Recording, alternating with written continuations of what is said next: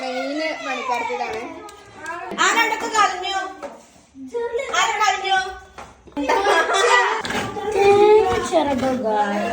ഉള്ളി തൊലിക്കൽ ടീം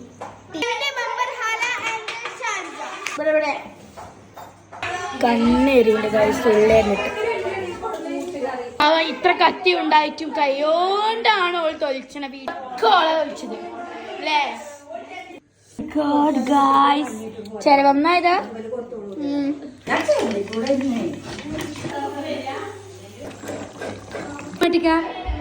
ഉമ്മ കൊണ്ടാ ഒരു ഫ്ലൈങ് കിസ് ഉണ്ടടി ഇങ്ങനെ കൊണ്ട